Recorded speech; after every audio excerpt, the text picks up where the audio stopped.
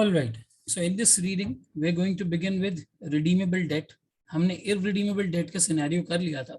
Irredeemable debt में थोड़ा सा आपको अगर रिकॉल करवा दूं तो उसमें market value of irredeemable debt वो कैलकुलेट होती थी इंटरेस्ट अपॉन केडी से, एंड रिजल्टिंगली अगर आपको केडी कैलकुलेट करना है तो आप करते थे interest upon market value of debt. Sir हमें ये बात पता है कि हम यहाँ पे इंटरेस्ट में 1 माइनस टी या टैक्स का इम्पैक्ट नहीं ले रहे, तो ये जो हमारे पास कॉस्ट ऑफ डेट है, this cost of debt is basically pre tax. ठीक है, और ये कॉस्ट ऑफ टैक्स भी हमारे पास जो है वो कॉस्ट ऑफ डेट जो है वो दिस इज प्री टैक्स के लिए. सही. हमने कहा अगर हमें इसको पोस्ट टैक्स करना हो तो हमें क्या करना होगा, market value of debt is equals to interest into 1 minus t upon post tax K D.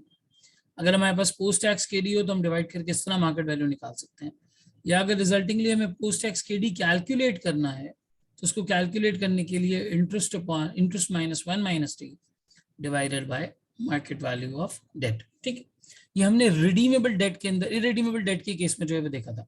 इसके अलावा हमने देखा था कि सिर्फ और सिर्फ only in the case of irredeemable date,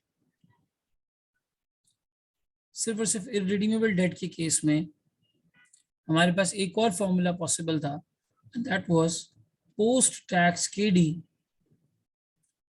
is equals to pre tax KD multiplied by 1 minus t. ठीक है, pre tax KD multiplied by 1 minus t. Overall level पे ये फॉर्मूला इस केस में इसलिए पॉसिबल है क्योंकि यहाँ पे जो टैक्स की इम्प्लीकेशन है वो सीधी सिर्फ इंटरेस्ट के ऊपर है. रिडीमेबल डेट के अंदर जिसकी एक डेफिनेट टर्म होता है उसके बाद रिडेम्पशन हो जाती है, उसमें थोड़ा सा एक डिफरेंट सिनेरियो होगा, वो भी हम आगे देखते हैं. So let's begin with the next segment. हम अगले सेगमेंट की तरफ बढ़ते हैं और आज हम बात करते हैं रिडीमेबल डेट के बारे में. सर जैसे कि इसके नाम से वाज़ेह है, रिडीमेबल डेट का जो मतलब है वो ये है कि इसका एक डेफिनेट टर्म होता है और उस डेफिनेट टर्म के बाद आपको आपका प्रिंसिपल अमाउंट वापस मिल जाता है. सही है, डेफिनेट टर्म के बाद आपको रिडेम्पशन अमाउंट जो है वो बहरहाल आपका वापस मिल जाता है. सर आम हालात में ये रिडेम्पशन दो चीज़ों के साथ हो सकती है, या तो इस रिडेम्पशन में आपको पार वैल्यू के ऊपर प्रीमियम पे किया जा सकता है कि भाई पार वैल्यू और प्रीमियम होगा, या फिर इसमें जो है वो आपकी डिस्काउंट की थोड़ी बहुत डिडक्शन जो है वो की जा सकती है. जिस वक्त ये बॉन्ड इशू होता है उस वक्त कंपनी इस बारे में क्लैरिफाई कर देती है कि यहाँ पर हम प्रीमियम पे करेंगे या लेट्स से यहाँ पे जो है वो डिस्काउंट डिडक्ट करेंगे. ठीक है जी, ये दो चीज़ें हो गई. कमिंग फॉरवर्ड हम एक एग्जाम्पल कंसिडर करते हैं और उससे समझने की कोशिश करते हैं कि market value of debt and cost of debt in the case of redeemable debt कैसे कैलकुलेट किया जाता है. ठीक है, ये हमारी बात हो गई यहाँ पे रिडीमेबल डेट की. सही. All right, so let's consider it and इस पर एक एग्जांपल लेते हैं. एक बॉन्ड है हमारे पास जिसकी फेस वैल्यू है फॉर एग्जांपल ₹1000. ठीक है, इसके ऊपर हमें इंटरेस्ट रेट मिलता है या coupon rate, the right terminology is coupon rate. इसके ऊपर जो हमें कूपन रेट मिलता है, दैट कूपन रेट इज से समवेयर अबाउट 8%. ठीक है, 8%. एट द सेम टाइम इसकी जो टर्म इज अबाउट 5 years, 5 साल के लिए हमें ये बॉन्ड मिला है. एंड इसकी जो रिडेम्पशन होगी, let's say that will be done on 1100 रुपये. ठीक है सर, 1100 रुपये की रिडेम्पशन का मतलब आपको प्रीमियम रिडेम्पशन के वक्त जो प्रीमियम मिलेगा वो करीब 10% का मिलेगा. 1000 रुपये की फेस वैल्यू पे 10% प्रीमियम में 100 रुपये, 1000 रुपये और 100 रुपये आप ऐड करें तो आपकी 1100 रुपये की रिडेम्पशन अमाउंट बन जाती है. ठीक है, अब देखिए ये तो इस बॉन्ड की कैरेक्टरिस्टिक्स हो गई. इससे मिलते जुलते बॉन्ड्स की मार्केट रेट क्या चल रहा है. जैसे कि हमने जब पहली दफा डेट के बारे में पढ़ा था तो हमने कहा था मार्केट रेट कंसिडर करते हैं. मार्केट रेट क्या चल रहा है कि भाई मिलते जुलते बॉन्ड्स के ऊपर क्या रेट है. ये आपका मार्केट रेट है. फॉर एग्जाम्पल मिलते जुलते बॉन्ड्स के ऊपर 10%. ठीक है, 10%. सो टेक्निकली ये जो 10% है आपका, ये जो 10% है इसको हम कहते हैं rate required by the lender. Rate required by the lender. पिछले वाले लेक्चर में भी हमने यही टर्मिनोलॉजी इसके लिए यूज की थी और इसी को कहा जाता है प्री टैक्स केडी. अगर एग्जामिनर आपसे सवाल में कहता है कि भाई ये वो रेट है जो सिमिलर बॉन्ड्स पे ऑफर किया जा रहा है, या ये वो रेट है जो मार्केट में ऑफर किया जा रहा है, या ये वो रेट है जो let's say pre tax KD है, तो ये आपका जो है वो प्री टैक्स केडी का रेट बन जाएगा। इसको आप इस्तेमाल करेंगे डिस्काउंटिंग के लिए, इसको आप इस्तेमाल करेंगे डिस्काउंटिंग के लिए। सही। अब हमें यहाँ पे दो चीजें कैलकुलेट करनी है। प्री टैक्स केडी हमारे पास है, हमें सबसे पहले मार्केट वैल्यू कैलकुलेट करनी है इस बॉन्ड की। किस बॉन्ड की मार्केट वैल्यू क्या है? सर मार्केट वैल्यू क्या होती है? मार्केट वैल्यू एक इंस्ट्रूमेंट से मिलने वाले कैश फ्लोज की प्रेजेंट वैल्यू होती है। यही हमने डिविडेंड में देखा, यही हमने constant dividend, growing dividend, equity के केस में देखा, यही हमने इररिडीमेबल डेट के केस में देखा कि जो मिलने वाले इंटरेस्ट के कैश फ्लोज हैं इनको आप अगर डिस्काउंट कर लो तो मार्केट वैल्यू आ जाएगी। यहाँ पे भी सेम सिनेरियो अप्लाई होगा सर, बिल्कुल सेम सिनेरियो अप्लाई होगा। तो हम क्या करते हैं, हम यहाँ पे कैश फ्लोज को प्लॉट करते हैं। सही, मार्केट वैल्यू को कैलकुलेट करने के लिए हमने क्या किया, हमने कहा जी ईयर 0, ईयर 1 5 साल का बॉन्ड है, year 2, year 3, year 4 and year 5। Sir क्या बॉन्ड की market value face value different हो सकती है? बिल्कुल हो सकती है। जैसे एक स्टॉक की नॉमिनल वैल्यू और मार्केट वैल्यू डिफरेंट होती है।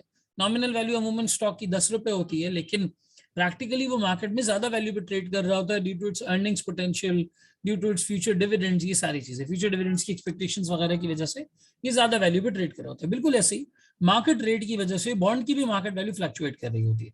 इसको हम कैश फ्लो से डिस्काउंट कर लेते हैं। सबसे पहले हम देखते हैं कि भाई इस बॉन्ड पे हमें इंटरेस्ट कितना मिलने वाला है। 5 साल तक आपको इस बॉन्ड के ऊपर इंटरेस्ट मिलने वाला है 80 रुपए। सो 80 रुपीज का एक कैश फ्लो बन गया, 80 एंड 80। ठीक है। एट द सेम टाइम आपको इस पर रिडेम्पशन मिलेगी। बिल्कुल सर, रिडेम्पशन मिल जाएगी हमें। रिडेम्पशन कितने अमाउंट की मिलेगी? सर रिडेम्पशन मिलेगी 1100 रुपए की, लेकिन कब? At the end of 5th year. ये रिडीमेबल है, अपने टाइम पे आपको रिडीम कर दिया जाएगा। इररिडीमेबल नहीं है, इसमें इंडेफिनिट पीरियड वाली बात नहीं है। तो 1100 रुपए कैश फ्लोज में यहाँ मिल जाएंगे।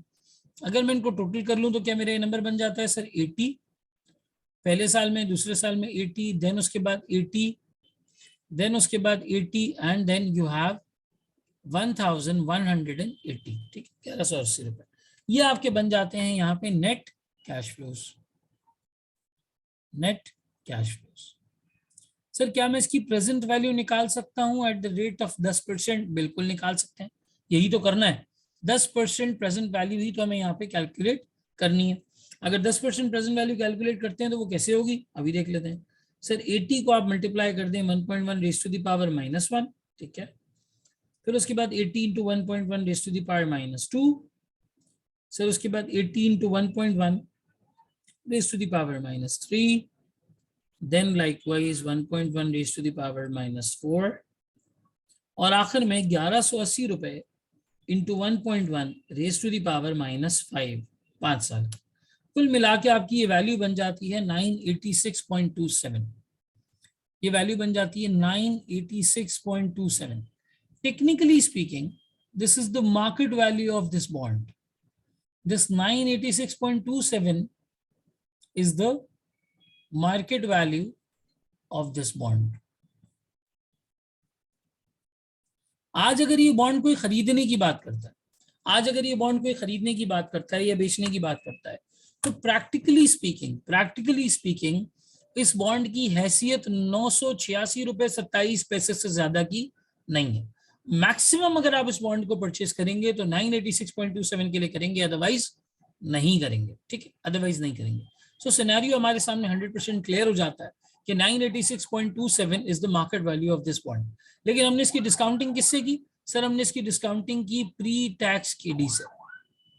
हमने इसकी डिस्काउंटिंग की प्री टैक्स केडी से। ठीक है, प्री टैक्स केडी से हमने इसकी डिस्काउंटिंग की। सर क्या ऐसा हो सकता था कि एग्जामिनर हमें इसी स्टेज पे पोस्ट टैक्स केडी दे देता? अगर पोस्ट टैक्स केडी होता तो व्हाट इफ, एक क्वेश्चन मार्क बनाते हैं यहाँ पे कि भाई पोस्ट टैक्स केडी होता तो क्या करते? सर अगर पोस्ट टैक्स केडी होता तो बड़ा सिंपल सा आंसर है, बड़ा सिंपल सा आंसर है। आपका जो इंटरेस्ट एक्सपेंस है ये मल्टीप्लाई बाय 1 - t हो जाता। यानी ये जो 80 रुपीज का नंबर आपको यहाँ पे नजर आ रहा है, इसको आप 1 - 30% या 29% what ever the tax rate में भी, आप उससे जो है वो मल्टीप्लाई कर देते और मल्टीप्लाई करके पोस्ट टैक्स ले लेते। ठीक है, एक तरीका यहाँ पे ये होता। सर ये रिडेम्पशन के ऊपर भी तो 100 रुपए दिए हुए हैं, क्या ये 100 रुपए टैक्स में डिडक्टेबल होते हैं? क्या इसे 1 - t करना चाहिए था? नहीं। हालांकि देखा जाए तो ये एक बेनिफिट ही है, 1000 रुपए से ऊपर 100 रुपए देना टेक्निकली कंपनी ने इंटरेस्ट ही दिया है लेकिन ये टैक्स में अलाउेबल नहीं होता है, तो कभी भी इसको 1 - t से मल्टीप्लाई मत कर दीजिएगा। इस रिडम्पशन के अमाउंट को 1 - t से मल्टीप्लाई आप नहीं करेंगे, सिर्फ और सिर्फ इंटरेस्ट के अमाउंट को 1 - t से मल्टीप्लाई करेंगे अगर यहाँ पे आपके पास जो रेट दिया हुआ होता है वो पोस्ट टैक्स केडी दिया हुआ होता है। सर क्या मार्केट वैल्यू सेम निकलती? बिल्कुल सेम निकलती, क्योंकि आप इस इंटरेस्ट को पोस्ट टैक्स कर देते हो और फिर प्रेजेंट वैल्यू में रेट पोस्ट टैक्स इस्तेमाल करते हो, तो मार्केट वैल्यू बहरहाल आपकी सेम ही आती। लेकिन यहाँ पे क्या हुआ, यहाँ पे इसने आपको प्री टैक्स केडी दिया और आपसे मार्केट वैल्यू निकलवा दी। ठीक है, this is the market value of your bond basically. Sir अब अगर मुझे इस क्वेश्चन में, इस एग्जाम्पल में पोस्ट टैक्स केडी कैलकुलेट करना हो तो वो मैं कैसे कैलकुलेट कर सकता हूँ? अगर ये आपसे कहता है कि पोस्ट टैक्स केडी कैलकुलेट करके दें इसी सिनेरियो में, तो अब हम इस मार्केट वैल्यू को इस्तेमाल करेंगे और पोस्ट टैक्स केडी जो है वो कैलकुलेट करेंगे। सर पोस्ट टैक्स केडी क्या है? कंपनी का पर्सपेक्टिव है। कंपनी वैक कैलकुलेट करते वक्त पोस्ट टैक्स केडी को पिक करती है और पोस्ट टैक्स केडी की हेल्प से वैक कैलकुलेट करती है। ठीक है, कंपनी क्या देख रही है? कंपनी ये देख रही है कि भाई मैंने इस बंदे को इंटरेस्ट देना है, मैंने इस बंदे को at the same time redemption की अमाउंट देनी है और बदले में इसने मुझे 986 रुपए देने हैं। बदले में इसने मुझे 986 रुपए देने। जिस दिन कंपनी ये बॉन्ड इशू करने जाएगी उस दिन इसकी मार्केट वैल्यू 986.27 निकलेगी। क्यों? क्योंकि टेक्निकली कंपनी 8% का रेट इसके ऊपर दे रही है, मार्केट में 10% का रेट चल रहा है। थोड़ा बहुत रिडेम्पशन के 100 रुपए से कॉम्पनसेट किया लेकिन पूरा नहीं किया। सो टेक्निकली यहाँ पे जो बायर है, जो इस बॉन्ड को खरीदेगा, जो बॉन्ड होल्डर होगा, जो इस बॉन्ड में इन्वेस्ट करेगा, वो भी कंपनी को पूरी फेस वैल्यू 1000 रुपए नहीं देगा, कुछ कम पैसे देगा। क्यों? क्योंकि कंपनी ने जो रेट ऑफर किया है ये मार्केट से रिलेटिवली कम रेट है। अब सवाल ये पैदा होता है कि कंपनी पोस्ट टैक्स केडी कैसे कैलकुलेट करेगी? Sir company post tax KD कुछ इस तरह कैलकुलेट करेगी कि इन तमाम कैश फ्लोज को प्लॉट करके इसका आईआरआर कंप्यूट किया जाएगा। आइए देखिए किस तरीके से हम इसको सॉल्व करेंगे। सर हम कैलकुलेट करने जा रहे हैं this one for post tax KD. सही है।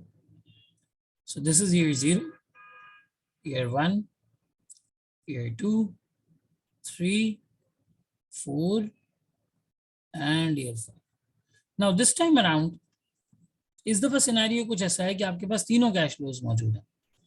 एक जो बॉन्ड होल्डर है, बॉन्ड इन्वेस्टर है, वो क्या करेगा? कंपनी को मार्केट वैल्यू के बराबर पैसे देगा। ये होगा ईयर 0 पे 986.27। ठीक है, बाकी सालों में मार्केट वैल्यू की मद में कोई पैसे नहीं देने। कंपनी क्या करेगी जी? कंपनी इस पे इंटरेस्ट पे करेगी। तो हमने उसको कैश आउटफ्लो ले लिया इन्वेस्ट, मतलब एक पर्सपेक्टिव से कि पैसे उसकी जेब से निकल जाएंगे। अब कंपनी को इंटरेस्ट देना है, लेकिन इस दफा सर आप इंटरेस्ट देंगे 1 - t, क्योंकि आप पोस्ट टैक्स केडी कैलकुलेट कर रहे हैं। अगर आपको केडी पोस्ट टैक्स कैलकुलेट करना है तो आपका इंटरेस्ट भी पोस्ट टैक्स होगा। अगर यहाँ प्री टैक्स केडी निकाल रहे होते तो इंटरेस्ट भी प्री टैक्स होता।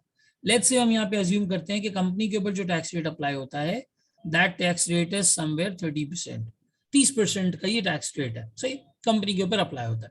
तो कंपनी 80 रुपीज का टैक्स देगी, 80 रुपीज का इंटरेस्ट देगी और 80 रुपीज के इंटरेस्ट के ऊपर 30% उसे बेनिफिट मिल जाएगा। 80 रुपीज के ऊपर 30% उसे बेनिफिट मिल जाएगा। सो 80 मल्टीप्लाइड बाय 1 - 30% कितना बन जाता है जी? सर कैलकुलेट करें। 80 multiplied by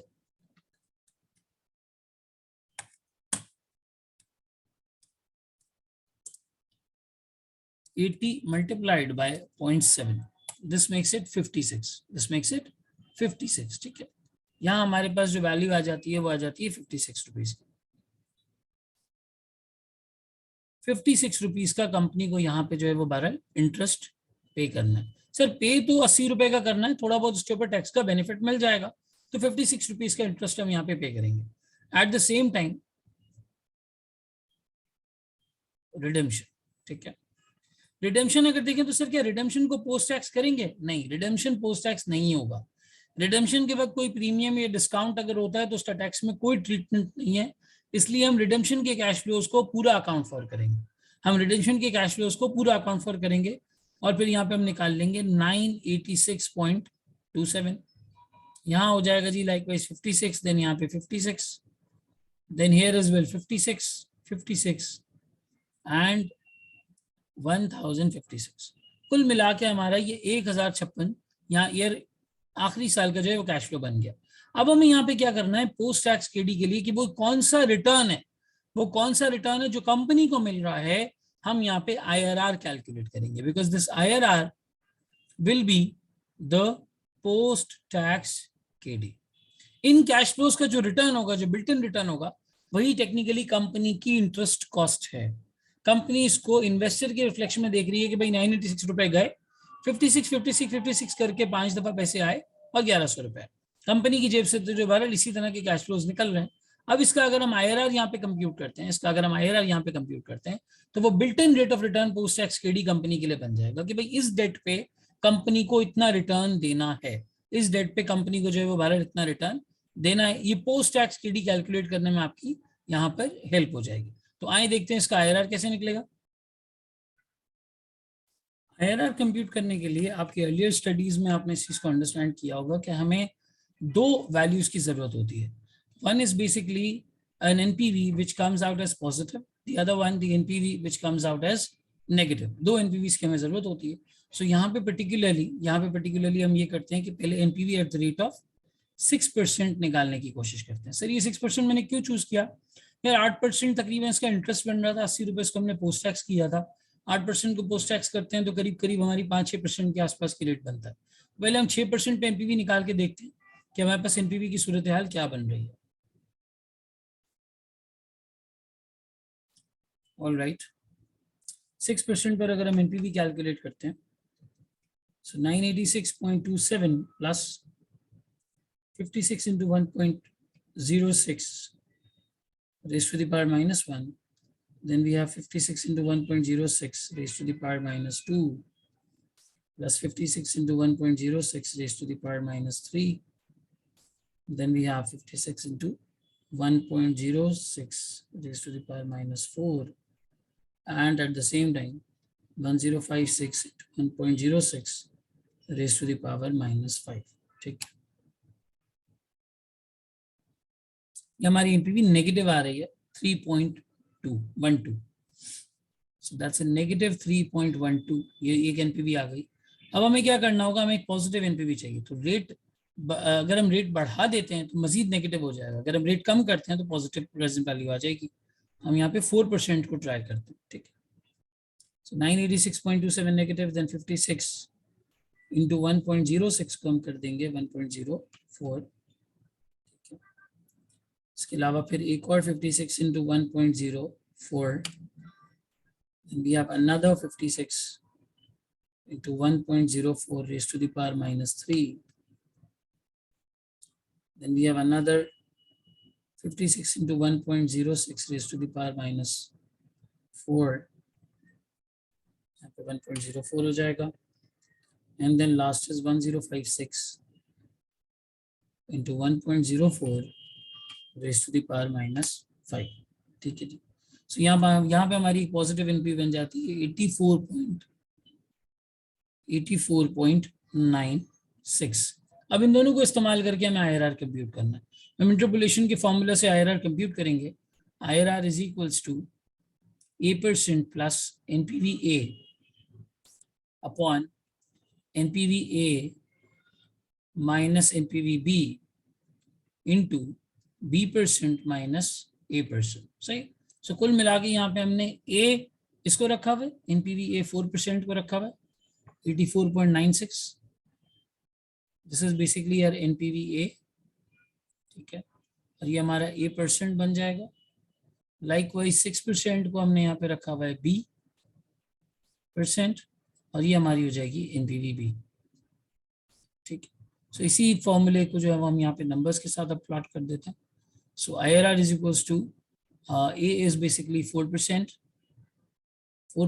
plus 84.96 upon 84.96 minus into minus 3.12 bracket 6% minus 4%। ठीक है, अब हम देखते हैं हमारे पास IRR क्या आता है। So we have 4% plus 84.96 upon 84.96 minus minus यहाँ प्लस हो जाएगा, प्लस 3.12 ब्रैकेट में आ जाएगा 0.06 माइनस 0.04 मल्टीप्लाई बाय 100।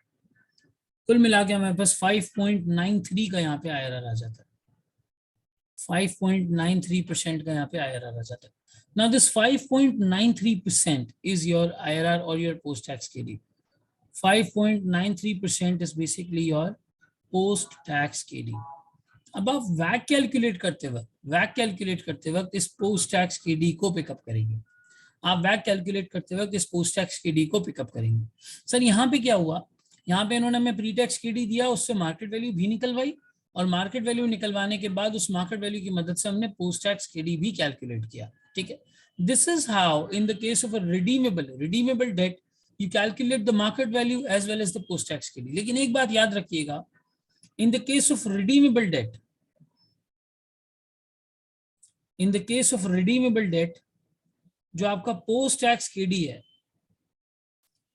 उसको इस तरह से आप कैलकुलेट नहीं कर सकते कि सिंपल आपने प्री टैक्स केडी का यहाँ पे रेट उठाया और उसको मल्टीप्लाई बाय 1 माइनस टी कर दिया. आप चाहें तो ये करके देख सकते हैं.